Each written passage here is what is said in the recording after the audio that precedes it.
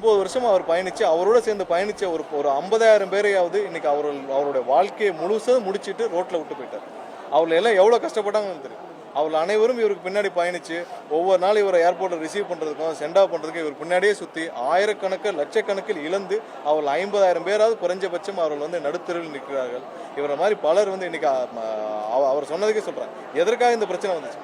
எடப்பாடியும் ஸ்டாலினும் ஒன்றா சேர்ந்து கட்சியில் பயணிக்க வச்சா யார் ஒத்துப்பா? இது மக்களுக்கு கொடுத்த தீர்ப்பா? எடப்பாடியும் ஸ்டாலினும் ஒன்றா சேர்ந்து ஆட்சி அமைக்கணும் மக்கள் கொடுத்த தீர்ப்பா? மக்கள் கொடுத்த தீர்ப்பு எங்களுடைய தலைவர் அண்ணன் விஜய் அவர்கள் முதலமைச்சர் ஆகணும். ஸோ நம்பர் பாலிடிக்ஸில் ஒரு சில இடங்களில் அவர்கள் வெற்றி பெற்றிருக்கலாம், ஒரு சில இடங்களில் அந்த ஏரியாவில் இருக்கிற வாக்கு வித்தியாசத்தில் நம்பர் அரித்மெட்டிக்கில் மிஸ் ஆகிருக்கலாம். ஆனால் அதே நேரத்தில் பெருவாரியான மக்கள் கொடுத்த திருப்பி எங்களுடைய தலைவர் முதலமைச்சர் ஆகணும். ஸோ அதற்காக இவங்க 2 பேரும் அதை மக்களை ஏமாற்றும் விதமாக நடந்து கொண்டால் அவர்கள் கூட்டணியிலிருந்து நேர்மையாக நியாயமாக பயணிக்க விரும்பும் எந்த கட்சியும் அவரோட பயணிக்க முடியாது. இதுதான் ஒரே பிரச்சனை. அவங்க 2 பேரும் இதை வந்து அவங்களே மறுத்து சொல்ல முடியல. 2 பேரும் சேர்ந்து பயணிக்க முயற்சி செஞ்சாங்கன்றது வந்து எல்லாரும் சொல்லியிருக்காங்க. அது ஸ்டாலினே வந்து ஒவ்வொரு ஐயா காதர் மொய்தீன் உட்பட அனைவருக்கும் ஃபோன் செஞ்சு நீங்கள் வந்து எடப்பாடி முதலமைச்சராக, இதுக்கு மேலே ஒரு கேவலமான அரசியல் என்ன இருக்குது? நீங்கள் வந்து கவுண்டிங் முடிஞ்சு அடுத்த நாள் ஃபோன் பண்ணி ஒவ்வொரு கூட்டணி கட்சிகிட்டையும் ஃபோன் பண்ணி நம்ம எடப்பாடியை முதல்வராக்கணும்னா யார் ஒரு தன்மானம் உள்ள யாராவது இதை ஒத்துக்குவாங்களா? அதுதானே முதல் பிரச்சனை. அது புரிஞ்சு பேசுகிறார் அவர். டிடிவிக்கு எல்லாமே புரியும், அவர் அண்ணன் டிடிவிக்கு எல்லாமே புரிஞ்சாலும் அவர் காலத்துக்கு இருக்காப்புல இந்த தண்ணி போகிற மாதிரி அவர் வந்து ஒவ்வொரு சைடும் அவர் வளைஞ்சு போவார். இன்னைக்கு அவருக்கு வேறு வழியே இல்லை, கட்சியிலும் பயணிக்க முடியல. அவருடைய போதாத காலம் திரு யாரை துரோகின்னு யாருக்காக கட்சி ஆரம்பிச்சாலும் அந்த எடப்பாடியை முதல்வராக்குறேன்னு இப்போ கவர்னர் மாலை நின்னாரு. அதற்கு மேலே அவருக்கான ஒரு மரியாதை பொதுத்தளத்தில் கண்டிப்பாக 100% இழந்து விட்டார். அவரும் கொஞ்சம் பேசாமல் இருந்தால் நல்லது. கொஞ்ச நாளைக்கு பேசாமல் இருந்தால் அட்லீஸ்ட் இருக்கிற கொஞ்சம் மரியாதை அவருக்கு தக்க வச்சுக்கலாம். இங்க பாருங்க, தமிழகத்தில் நம்ம என்ன பின்பற்றுறோமோ அதான் பின்பற்றுறோம். தமிழகத்தில் நம்ம என்ன பின்பற்ற போகிறோமோ, ஏன் இதே நேரத்தில் குஜராத்தில் மன்னிக்கிறோம் வெஸ்ட் பெங்காலில் அவங்களுடைய பதவியேற்பு விழாவில் வெஸ்ட் பெங்காலுடைய அவங்களுடைய பாடல் தானே முதலில் ஒழிக்கப்பட்டது. அப்போ என்ன ஆச்சு? சரி, தமிழகத்தில் நமக்கு ஒரு வழிகாட்டுதல் இருக்குது. தமிழக நிகழ்ச்சிகளில் நம்ம இப்படி தான் செய்வோம். அதில் எந்த மாற்று கருத்தும் கிடையாது. நம்ம வந்து தமிழ் தாய் வாழ்த்து தான் முதலில் பாடப்படும், அதற்கு அப்போ தான் மாத்திரம் எல்லாம்.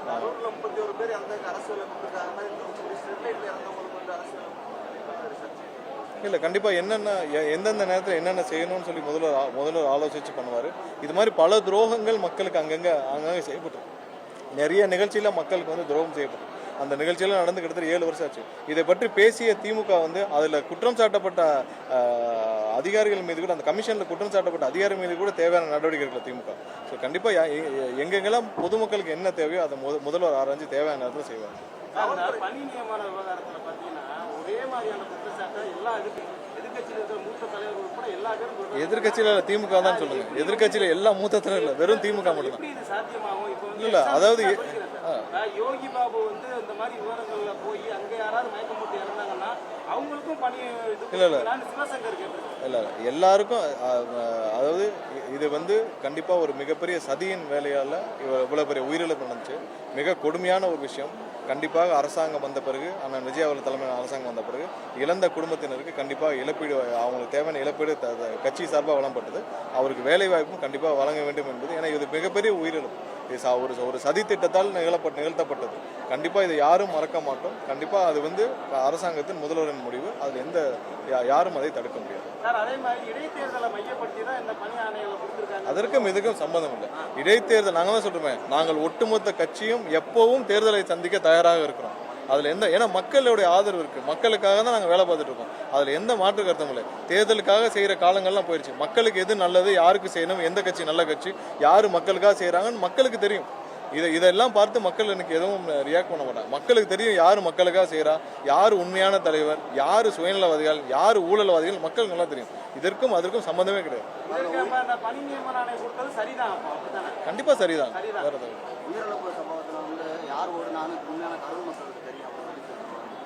இல்லை, நாங்கள் தான் கேள்வி கேட்டோம். அதாவது எஸ்பிக்கே தெரியல. கரூர்ல இந்த எஸ்பி என்னோட தான் இருந்தார். நானும் எஸ்பியும் ஒன்றா தான் இருந்தோம். எஸ்பிக்கே தெரியாத விஷயம் செந்தில் பாலாஜிக்கு எப்படி தெரிஞ்சு? எஸ்பிக்கே தெரியாது சம்பவத்தில் யார் உயிரிழந்தாலும் இல்லை ஹாஸ்பிட்டல் எவ்வளோ பேர் இருக்காங்கன்னு.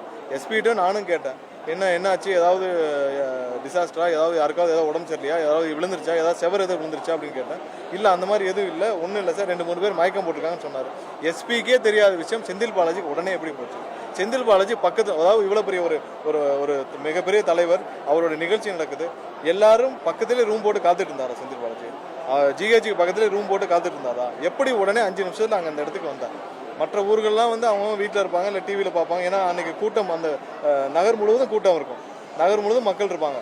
அப்போ அதையும் தாண்டி இவர் எதற்கு அங்கே காத்துக்கிட்டு இருந்தார்? ஸோ நிறைய விஷயங்கள், அதாவது திமுக மாதிரியான கட்சிக்கு நிறைய கேள்விகள், இன்னும் பதில் தெரியாத கேள்விகள் நிறைய இருக்குது. இதே தான் ஒன்றும் இல்லை, ராஜீவ்காந்தி அவர்கள் இறந்த பொழுது திமுக தலைவருடைய கூட்டம் அன்னைக்கு வந்து 5 மணிக்கு ஸ்ரீபெரும்பூரில் இருந்துச்சு.